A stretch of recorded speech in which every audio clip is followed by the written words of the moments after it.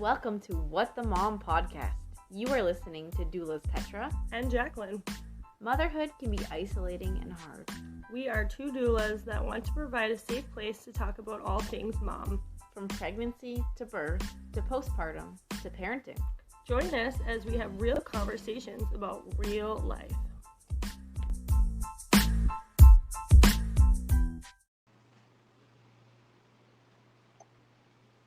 Hello, everyone. Hey. I'm Petra. And I'm Jacqueline.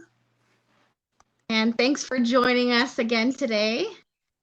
We decided we're going to start something new at the beginning of every podcast. We're just going to give a quick update on one thing that's happened in the last 2 weeks since the last podcast. So, Jacqueline, What have you been up to in the last 2 weeks? Well, for the last month, I was visiting my family in Victoria. So that's been very fun, but also very exhausting. And I feel like I need a vacation from my vacation. Am I right or am I right? I think exactly. So. It's nice that you got to go, though. Mm-hmm. It was amazing. I ended up having car troubles, and it was really tight financially for me to go in the end. It wouldn't have been, but then it all of a sudden became. And I just was praying for something, and a friend, she just felt like she was supposed to bless me with gas cards, and it paid my entire way for my gas. That's huge. So amazing. Yeah, I'm super, super blessed and thankful. So what about you, Petra? You went on vacation too. I did. Not as long as you. I only went for 12 days. But we had a good time. We went to the shoe shop and we got some beach and boating. Fun times in. It was nice. That's awesome. Did you end up going wakeboarding? I did. Wow. Not very much though. I did some wakeboarding, some kneeboarding, and then some tubing with the kids. That's fun. It did get smoky at the end though, so that was not so fun from a fire. Yeah, I've heard that it's been smoky. Thankfully, it wasn't in Victoria, not at all. So, the fires. Exactly. But it was nice. That's awesome. I'm glad you got to get away. Thank you. Today, we are going to talk about the top 10 tips for a natural birth. So we both have experience with natural births, which is why we thought this would be a good topic to share with other moms or moms-to-be. Absolutely, because a lot of people don't even know their options. Like, when I first had a baby, I didn't know about really anything about doulas. I knew I didn't want to birth in a hospital because I had friends who had birthed before me, and they had horrible experiences. Some didn't and some did, but a lot of them outweighed. Which the ones that were really not great were the ones in the hospital. So, I just feel like it's so beneficial to share this because a lot of people don't even know. The definition for a natural birth typically refers to a vaginal birth without pain medication or routine interventions. That's like without forceps or episiotomy, but the definition can vary. I mean, Petra had, a natural birth, but she had some. Did you end up having any intervention? I can't remember. No, They just wanted you to have an epidural. Is that all? Oh, with my first one, it wasn't fully natural because I wanted to get the oxytocin, the Pitocin. Yeah. Which would make it like medicated at that point. And then because of high blood pressure, I got an epidural because my blood pressure would just go through the roof. I don't know. Like, you could also call it natural birth. Even I think it's still natural birth if you deliver vaginally without, right? Like with drugs or without. Yeah. Our tips are going to be for if you want to try to manage the pain without medication. I mean, it's not wrong to have it, but these are just some tips if that's something that you want for your birth. Yeah, for sure. Well, women's bodies are designed beautifully. Like our bodies can birth without medication, and you can make it through without having like that movie excruciating pain that we see, right? We can do that. Yeah. But society has this like stigma attached to birth, and so we need to overcome that, and that's why we need ways to be able to prepare for it, right? So most births are low risk, and that means like they're not expecting complications of any kind, in which case if you're wanting to birth at home, it's actually very, very safe to do so. That's why midwives only take on low risk pregnancies, right? Yeah. And if you have a high risk pregnancy, then of course a hospital is where you need to be, because you need that expertise, because doctors are trained in the high risk things, right? Everything high risk. But if you're low risk, you can birth at home, you can birth in a birth center, you can birth in a hospital, wherever you feel most comfortable. Absolutely. And if you are wanting to remain in control of your own body as much as you can, if you want to be an active participant throughout labor, making your own choices, if you want to have minimal interventions during labor and birth, like you don't want continual fetal monitoring, if you want to be able to move around, then a non-medicated birth is for you. So Jacqueline, why don't you start us with number 1 for our top tips? Sounds good. So that's choosing your healthcare provider. Do you want a midwife or a doctor? For me personally, I did not want a doctor, and I was so blessed because I'm not even kidding. I reached out to a girl that I had nannied for, and she was like, oh, I told her I was pregnant. She's like, oh, do you want a midwife? And I was like, what is that? And she's like, that's when you can have home birth, or they just like support you in your pregnancy. And I had an incredible experience. And I know somebody, if you're looking, and I was like, oh my gosh, that's exciting. So I called her, you guys, and I was the last person she could take. I'm not even kidding you. I felt like I hit the jackpot. And then, of course, it's your choice. Like, for me, I wanted a midwife so badly, but others feel really comfortable with the doctor. And it totally is up to you. There is no judgment. We just need to support each other in whatever we choose and what makes us most comfortable.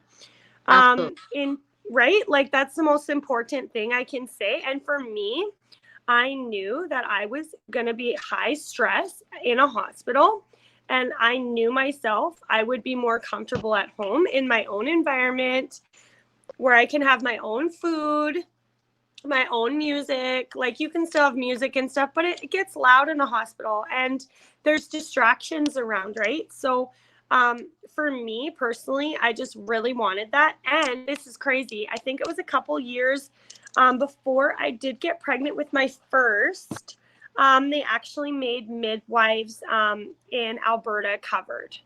And if that was not the case, I would have to pay like $5,000 out of my pocket. Oh, yeah. So I honestly, though, because I've had a midwife and because I had the experience I did with all 3 of my babies, I would, in a heartbeat, I would pay. You know, I totally would. It is 100% worth it. But yeah, in Alberta, they are covered. And in some places, they're not. In BC, they're not covered. You have to pay, and it's so expensive. So I'm just so grateful that I didn't have to, and I got to have that kind of care I wanted. For midwives, if you guys are thinking about applying, you just go to the midwifery website, and you apply to the provincial database. There is a lot of people on wait lists, you guys, like hundreds of thousands of women.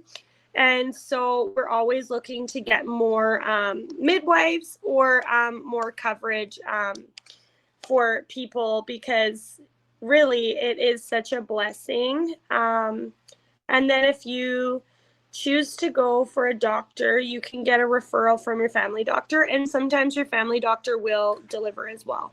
So it just depends. But yeah, I'm so grateful that they were covered, because oh my gosh, I can't even imagine. It's Yeah. true. The one thing Yeah. I like a lot about midwives is that they practice informed consent.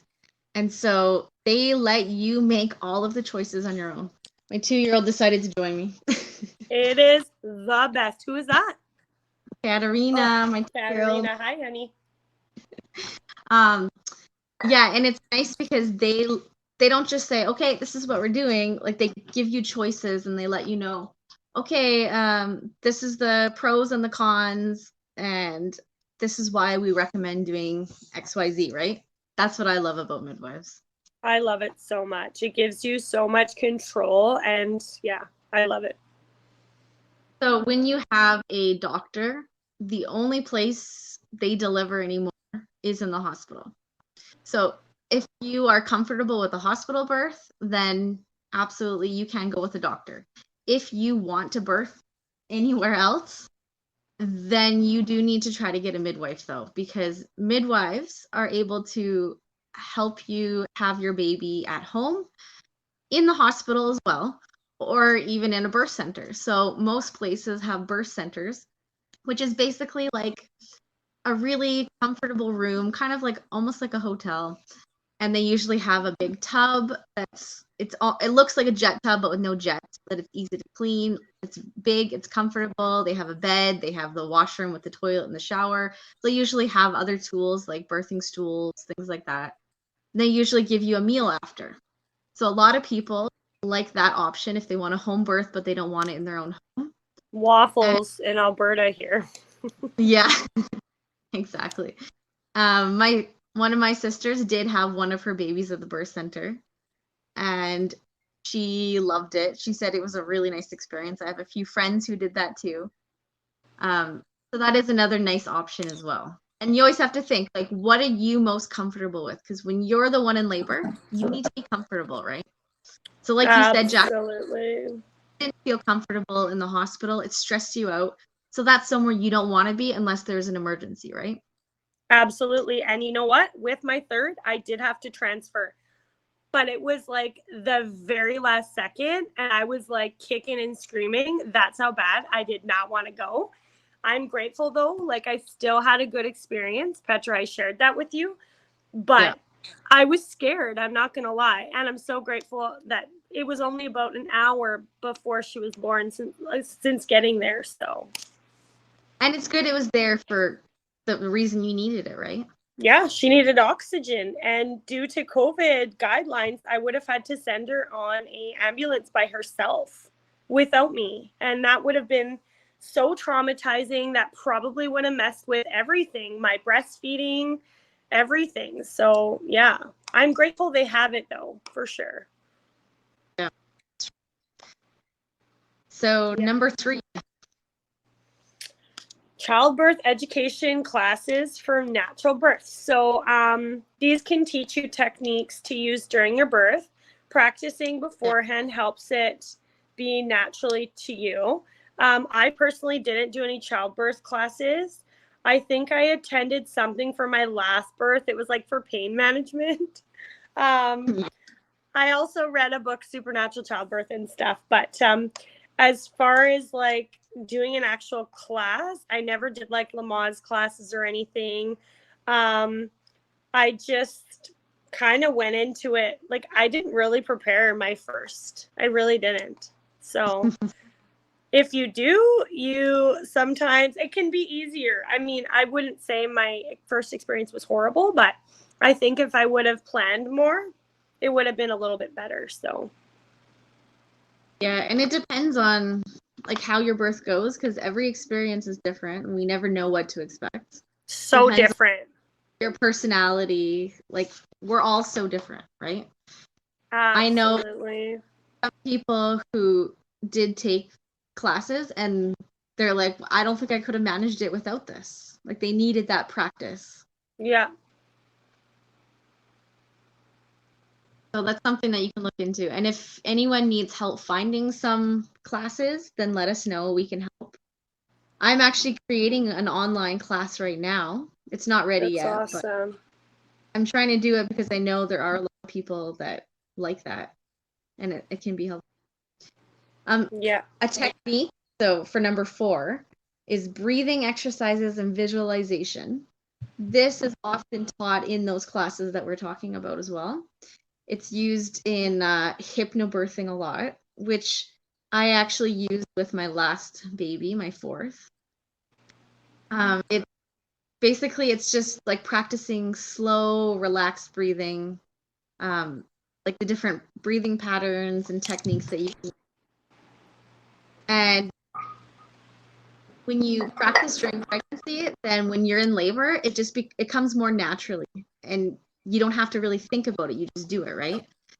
And then visualizing is like calming your mind and visualizing something that can help you. So different techniques that can be used is maybe you close your eyes, you visualize yourself at the top of the stairs, you're slowly walking down, and each step you take puts you into a deeper and deeper calmness, deeper and deeper relaxation. And eventually when you get to the bottom of those stairs, your whole entire body is just relaxed. Or a visualization could be imagining having, this is used in hypnobirthing often, imagining having a numbing glove on your hand. You're not actually moving your hand, but you're laying there with your eyes closed, and you're just imagining moving your hand and touching different body parts. So you touch your head, you touch your shoulders, you touch your chest, your abdomen, your leg, everywhere. And every part you touch, you imagine that body part just relaxing and just kind of numbing a little bit. And if you do this enough, your body can learn to relax just by you imagining this, right? So then when you're in labor, you can relax all of the muscles. You're not tensing up and causing that pain. You're relaxing, letting your body do what it needs to do. Some people visualize their cervix opening like a flower. That's what I did with this last 4th baby I had. Is every time I had a contraction, I imagined my cervix just opening a little bit more, a little bit more, a little bit more. And then I'd reach down and I'd feel that my cervix was opening. And it was really, really cool to be able to use it. That's so cool.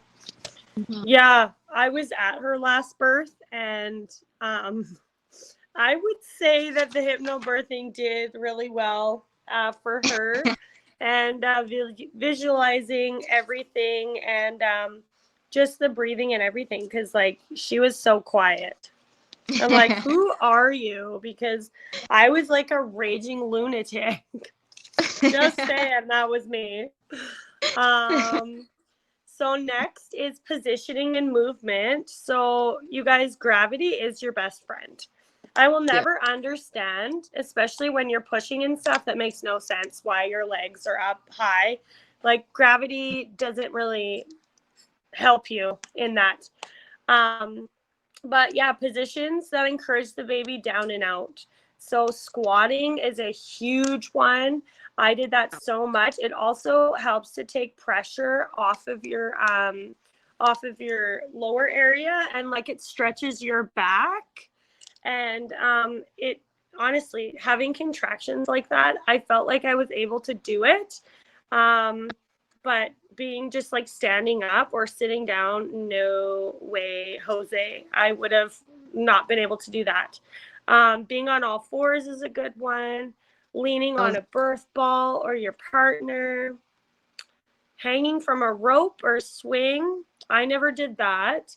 But I would say moving around was the best thing that you can do. Just like really focusing on your contractions. And walking or doing the stairs. Like my midwife had me climb the stairs sideways and just skip a stair kind of thing. And that really encouraged my cervix to open more and for the baby to come down more. So I would say that the stairs and doing that was the easiest thing that helped me for sure. And all those positions you mentioned, they open up the pelvis and make more space. Yeah, exactly. And that's what you want. You don't want to hold the baby in there, because that's not how you get them out. You want them out. That's right. It's true. Yeah. Number 6 is massage or touch and hot cold therapy. So this is something that it's a hit or miss. You kind of have to try it out. Whoever's with you, Definitely. your partner, your doula, your mother, whoever it is that's with you, you can ask them to try these things. And then if you don't like it, just communicate. Like, I just push people's hands away if I don't like what they're doing. And then they get the point, right? Yep. Some people, they like the light touch massage, which is basically, it's just like gentle strokes, just stroking the back or the arm. Some people really like that. Other people, it's really irritating. Some people like the deep counter pressure, which doulas are trained in doing this. You can find YouTube videos if you want to learn yourself. But counter pressure is like pushing back on the hips or the lower back, like really, really hard pressure that's pushing back on the contractions, basically. A lot of people really enjoy that.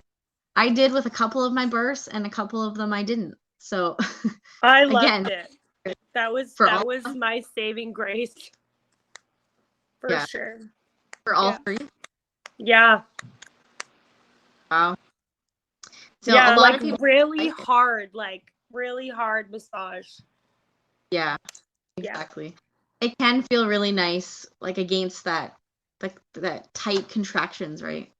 Yeah, absolutely. The other thing that can help some people is like hot cold therapy. So this is either just doing hot, just doing cold, or some people like alternating. So that can be using heat packs or ice packs.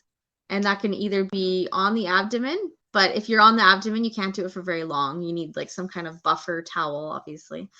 But most often on the lower back, if you're having some back pain at all. And some people like to just have one or the other. Other people, they like to alternate between the two to have that contrast. I didn't actually try this one, but it makes sense how it could help because I know the hot water that I used helped a lot. Oh, yeah. Absolutely. And that's when we talk about hydrotherapy. So water is an amazing tool to be used. I remember the first time I was in labor and Keith, my husband, was like, oh, how hot do I make this water? I was like, make it steaming hot. And I was like, bring it on. And then I ended up doing that. And my midwife's like touching the water. And I'm pretty sure she smacked my butt because she was like, Jacqueline, you're going to boil the baby. And I was like, oh, I'm sorry. I'm like, but it feels so nice. I can't even feel my contractions burning my skin. It was so ridiculous.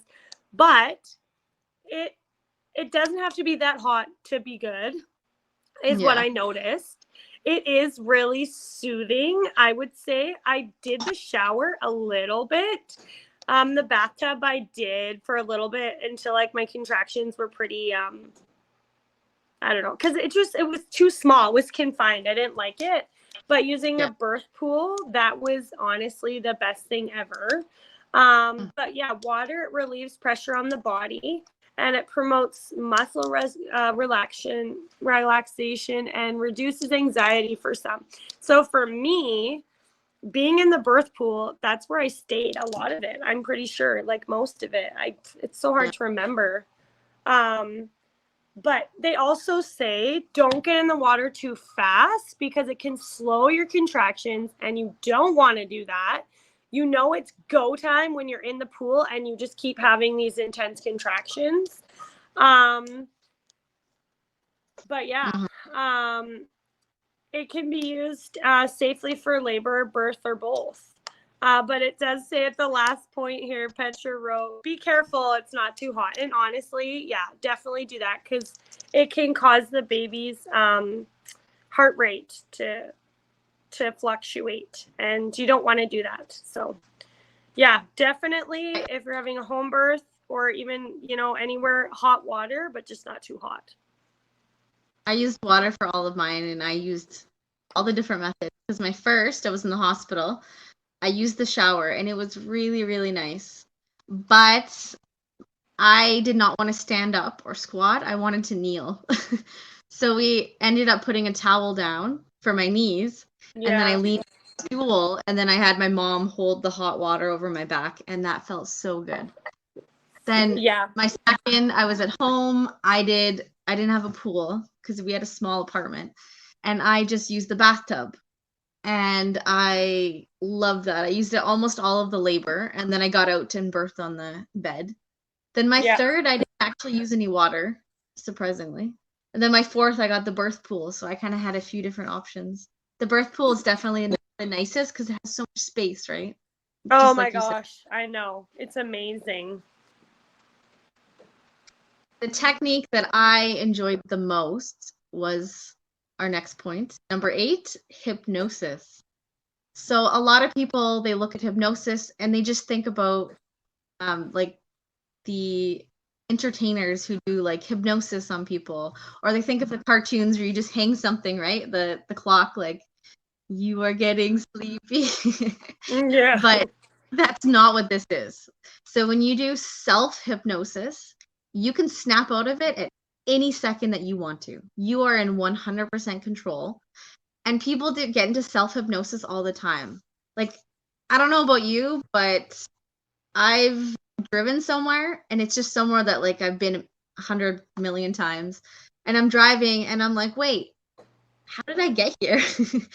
Like, that went by really fast. Well, it's because you're in a state of self-hypnosis where you're still aware of everything going on, but you're kind of like in your own mind. And that's exactly what it is. That's when they teach it for birth, right? They're teaching you to kind of go into yourself, but you're still aware. So when I did my hypnosis for my birth, I was aware of everything going on. So I am relaxing during a contraction. I'm quiet, and I just close my eyes, and I use my visualization and breathing techniques, and that helps me with my self-hypnosis. But I was still hearing everything going on. I could still hear everyone talking. I remember, Jacqueline, I heard you and my mom talking about when I was having contractions, and you guys were like, I don't know, is she having a contraction again? I can't really tell. And I'm still hearing all of that, right? So that's why I personally loved hypnosis. I know it's not for everybody, but I found it so beneficial because it helped me relax. And I was able to lay down for a little bit, even though I was having contractions. And that was intense. I couldn't believe you were doing that. I was like, what is this lady on? Like, I would be like, no. Exactly. But it's because it helps you relax all of your muscles in your body. Yeah. I have my daughter pulling on her. Of course. Hypnosis, though, is something that you need to practice during pregnancy. So there are classes for hypnobirthing or hypnobabies that you can take. There are books that you can buy or borrow from the library. There's tons of videos online, both paid and free options, to practice the techniques that you need. I paid like a one-time fee. It was like $5 maybe for my Christian hypnobirthing app that I used. And I absolutely loved it. I used it all through pregnancy. I practiced before bedtime, or if I had a nap, I practiced listening and practicing what was being guided in the tracks that were played. Like the meditation. Yeah. And then, of course, that one had like scripture verses and positive Christian affirmations as well. Which I love that. For me, that was just exactly what I needed. Yeah. It was cool to hear, for sure. Very cool. Number 9, acupuncture and acupressure. So, used for centuries in traditional Chinese medicine, acupuncture involves using thin, fine needles and manipulating them at specific points in the body. So I actually had that with Sophie because my labor was just not coming on. I don't know why. I heard that my mom, her water would break, but it would take her hours for her to dilate. And they say you're a lot like your mom. I was like, well, that's great. So I don't know what happened, but I think it was because I dealt with constipation so bad. But I did do it. and I at first thought it was going to hurt, but it really didn't. They just stuck these little fine little needles in my feet. I remember, and I don't really remember it doing much. It just kind of, was uncomfortable. But other than that, I mean, being poked and prodded when you're in labor is not fun either. But what their plan was to do was to just stimulate labor to come on faster and harder. And it just, I don't know, for some reason, it just wasn't doing it. But yeah, some common spots, your hands, your feet, and your ears. I didn't really know about your ears. Hands and feet, they did. It requires a skilled practitioner who has studied how to do it. So my midwife, she actually did take a course to do it.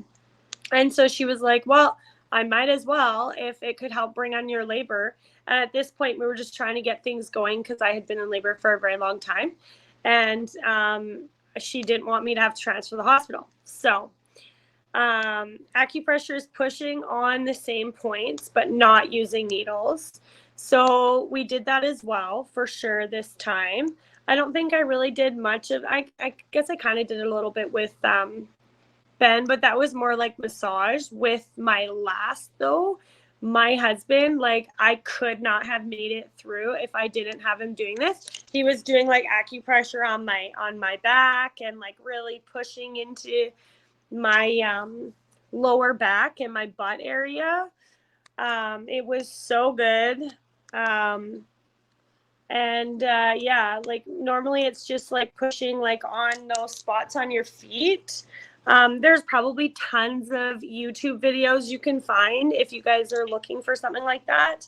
But it can help relax the muscles to create your labor to go quicker. So yeah, for me, I would say that I don't really know if it works because I feel like I was still in labor forever. But yeah, I don't know. Petra, did you use any of that? I used acupuncture to try to induce labor with my second, with Juliana. You did. Wow. But it may have worked, but I also don't know 100% because I did a whole bunch of things all at the same time because I was past my due date. I was extremely uncomfortable. She was pushing, kicking on my rib, and so my rib was really hurting at that point. Yeah.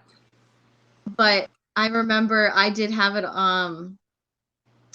my hands, my feet, and I think I did have it up on my face, maybe my ears or somewhere else. Wow. Yeah. And I did, I had some weird back pain at the end of the pregnancy, and the acupuncture was the only thing that got rid of it because I tried massage, chiropractor, different types of stretching. Cupping. The only thing that got rid of that back pain was the acupuncture. Really? I've heard it actually can help a lot. I've heard lots of women that just like, they say it's so amazing, and they had like a treatment and they went into labor right away, or like massage or whatever, right? Like I did have a prenatal massage or an induction massage, and I want to say I think it did work because I went into labor like 2 days later, but who even knows, really? So, if the body's not ready, it's not ready no matter what you do, though, right? No matter what you do. The baby has a perfect time to be born, and if they're not being born, then there's a reason, right? True. And the last one, Petra, hiring a doula. That's right. That is what we do. Now, doulas, maybe we could do an episode talking more about what doulas do. I don't know. Yeah, absolutely. They do a lot. Exactly. What are you doing? Doulas are knowledgeable in labor and birth, and we are able to help you manage a med birth.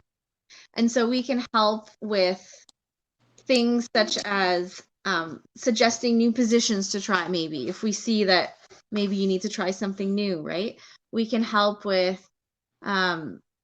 helping remind you about your breathing techniques, or we can help the partner show them, okay, maybe you can try doing this so that they can be a more active participant and that you can do stuff together during labor. Yeah. Sometimes we will just do things like reminding you to stay hydrated and saying, here's your drink, here, have some water, right? It depends, like what we do exactly depends on your situation. Every birth is going to be so different. Sometimes we're more hands-on, sometimes we're kind of more in the background, sometimes we help the mother, the birthing person a little bit more, sometimes we're helping the partner a little bit more, right? It totally changes. But it's also nice having, some people say, well, my husband knows exactly what to do. I've had people say that to me. So why would I need a doula? But the thing is, your partner has a different relationship with you than an outside third party like a doula will, right? That's so a good point. They are more likely to actually cave if you're in the middle of labor and you're like, maybe you say, I do not want to go to the hospital unless absolutely necessary. But you're in the middle of labor, you hit transition, you have that moment of doubting, and then you're like, I want to go to the hospital. Or if you're in the hospital, I want to have those pain meds. I can't do this anymore. I changed my mind. Your partner, they usually feel quite helpless because there's not much that they can do, right? Yeah. So they might be more likely to cave and be like, you know what? Okay, honey, if that's what you want. Whereas a doula doesn't care what you say, doesn't care if you get angry. Like, we don't care. You get angry at me when you're in labor. Don't get mad at your partner. Get mad at me, right? Yeah. Because I'll get over it. I have a different relationship, and my role as a doula, I'm going to say, you know what? I'm an advocate for you. I'm going to remind you, you don't want this. You're saying you want it right now, but you will regret it. Yeah, and totally. I'm going to remind you of that, right? So that's why doulas can be so beneficial. Whether you have that, whether you have all of the other supports or not, it's still nice to have that extra third party help. Yeah, right? for sure. I personally never had a doula, but I can see now why it would be super beneficial, and it could have given my husband a little bit of a break because his poor hands were like, they were like so sore after, because for like hours he was massaging me. So yeah, there's definitely a lot of things, and who knows, maybe they could have helped me position the baby better, I don't know, to come out faster. I mean, midwives they're very trained in that too, but I know my midwife was really tired too, so yeah, exactly. Yeah. And doulas are able to sometimes come in early labor too before the midwife does, if you need that help as well. Yeah, and not to mention, we're available the whole entire time. Like, really, like, I mean, you have to give yourself kind of like a, I don't know, I can't think of the word right now, but you don't want to like totally take advantage, but I mean, we're available by text message or phone call if you really just have questions or anything like that. And we're available after as well to help with breastfeeding and all that stuff as well. A lot of moms need extra support in that. And that is our job. And that's what we love doing, is helping even baby latch if they are having trouble, or, with meals, that sort of stuff too, as postpartum, And we do offer that. I believe it's like, in my training, they said 3 hours of postpartum care when after the baby is born. So yeah, we offer that, and then we're on call, right? So you can also hire a doula for just postpartum care as well. Yeah, you can. And then we just come afterwards and just help with everything after birth. Well, that was my first experience. It was, yeah. That was my first experience. I missed the birth due to crazy things, and I felt awful. But in the end, you guys, she really didn't need me there. She had 2 amazing midwives, and I knew them both, and they were incredible. And they supported her very well during her labor, but she was not with anyone when she gave birth. And so, like, she did not have a partner at that point. And so I wanted to support her, and I felt so bad that I wasn't there. But in the end, I got to support her in the way that I was supposed to because she was exhausted and she would have had no help because the midwives had to go home. They were exhausted. They were with her all night. And so, yeah, I ended up going and hanging out with her and buying her a meal and taking the baby for a couple hours while she got to sleep on and off. And she was super grateful for that. And had I have been at the birth, I wouldn't have been able to do that. So, yeah. So sometimes that's also super beneficial too. Yeah, definitely. I know she felt like it was. Well, hopefully you guys learned something from our top 10 tips for a natural birth. Yes. And thank you for joining us today. I think we should probably get going because we both have our young kids. I hear your ears crying in the background. Mine is starting to. She's getting tired. Yeah. All right. Signing off. Have a good day. Yes. Thanks, everyone. Bye. Bye.